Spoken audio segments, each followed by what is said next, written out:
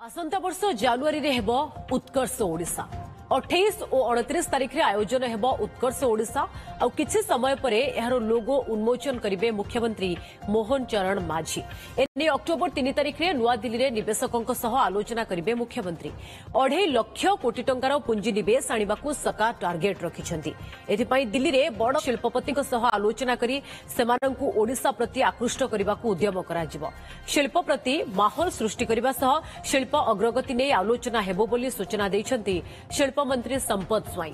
पूर्व सरकार रे मेक इन ओडिशा नारे कनक्लेव हेउथिबा बेले नुआ सरकार रे उत्कर्ष ओडिशा नारे नुआ कार्यक्रम हेउछि हमर 3 तारिख आगामी 3 तारिख हम दिल्ली ठारे हम एवं ये जो आमर इन्वेस्टमेंट सम्मिलनी एवं उत्कर्ष आमर उत्कर्ष ओडिशा जो सम्मिलनी हम लक्ष्य किभली भाबरे ओडिशा को अधिक आमर इन्वेस्टर आसबे एवं इन्वेस्टमेंट करेंगे पुंजी निवेश करेंगे ओडिशा पई ओडिशा को तापई लक्ष्य रखा जाइए आमर जो टार्गेट अच्छी 2.5 लाख करोड़ रो इन्वेस्टमेंट ओडिशा रे हबो एवं आपण देखिथिबे आमे 100 डेज भितरे सरकारनकर सबुठरो बड़ सफलता